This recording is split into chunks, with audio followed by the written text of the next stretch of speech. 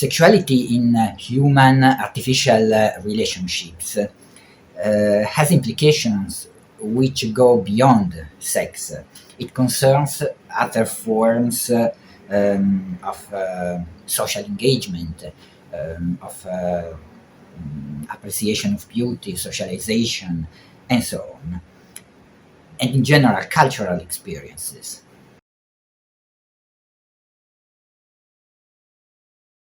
Dealing with the aesthetics of sex bots, of companionship robots, of love robots, we deal with beauty, and beauty should not separate. Uh, Beauty should put together. As Plato wrote, beauty is the origin of love, because beauty promises the lost wholeness after we have been cut in two parts by the gods. And love is the desire for the whole and the pursuit of it. The sexual need originates from an array of drives, adaptive, evolutionary, and individual needs, as well as cognitive and moral issues, which which remain an intrinsic part of the experience of beauty, even if we are no longer aware of that. The robot should convey them. Um, the robot has not just an instrumental function. A robot created as a tool can answer our new deepest needs for beauty, attraction, and so on. A robot was created as a tool, of course. This is its function, but it can be the most recent result of a process of acceptation. And you will find in the essay this interesting concept of acceptation, which explains somehow how beauty, which somehow we have to relate to the sexual drive, to the choice of the partner, and so on, is what we find again in the works of art, for example, in art, in the creation, in creativity, and so on. The experience of works of art and literature can display helpful analogies which can help in understanding our relation to artificial beings and the possible advantages of artifice. And my essay has to do with some of these important issues. For example, mm, should a sex bot imitate the human appearance? You will see in the essay, no, there is should imitate a human appearance, but only to a certain degree, not too much. Um, then something very interesting, which was discussed, presented and discussed by Mark Kuckelberg, the role of empathy in human-robot relationships.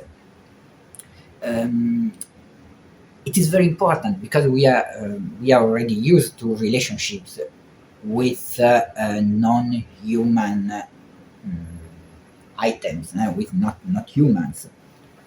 But what is interesting, pointed out by Kuckelberg, is we feel empathy if we can recognize the weakness of the other, in this case, the weakness of the robot. It means a perfect, a powerful robot could not be an object of an empathic relationship.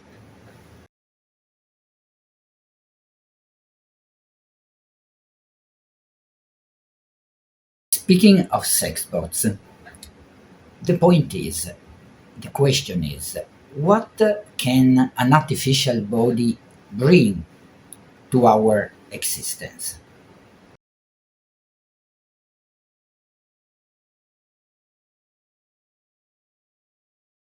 We usually think of artifice as if it were at odds with the nature.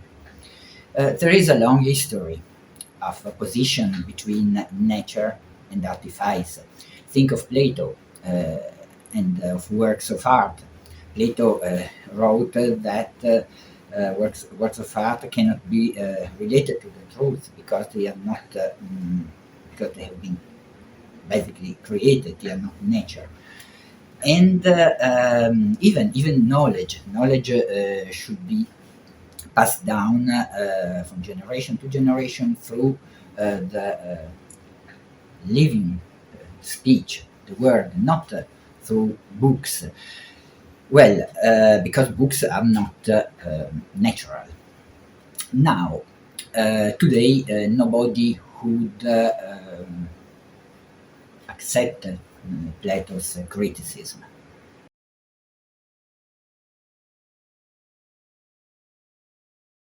The attitude to sex bots can foreshadow the way a sexual tool allows meaningful relationships which go beyond sex.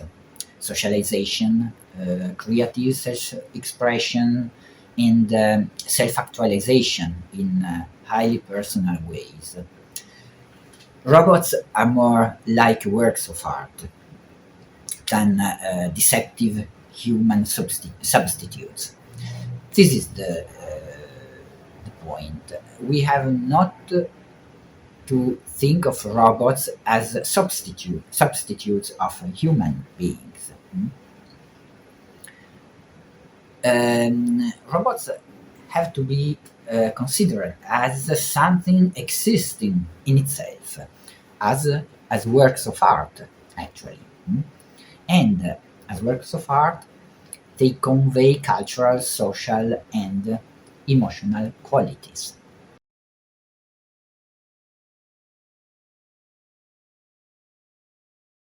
And then there is the point concerning deception. Can we allow uh, deception in a relationship which is based on one way empathy? Mm? Uh, you can have an empathic relationship to your sex robot, but the robot, of course, cannot reciprocate this empathy. It is a very tricky and complex issue, but think of your experience with works of art, with movies. Are you deceived by watching a movie if you know that you are watching one? If you know that you are watching a movie, you are not deceived. You enjoy. It is the only way, actually, you can, the only attitude you can adopt to enjoy the movie. We need to reach what the Coleridge called the suspension of disbelief, so that we believe in the work of art, we believe in the sex bot as if it were a real person, which is not.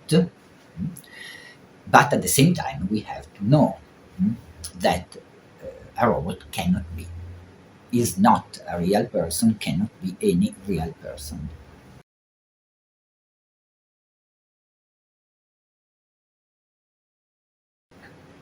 There is also a long tradition about the fascination with artificial beings. Some writers have suggested the advantages of artifice for humanness. For example, uh, Heinrich von Kleist, Rainer Maria Rilke, Charles Baudelaire, who said, "Whatever is good comes from culture, from what is evil comes from nature." And according to Baudelaire, too often we forget this fact.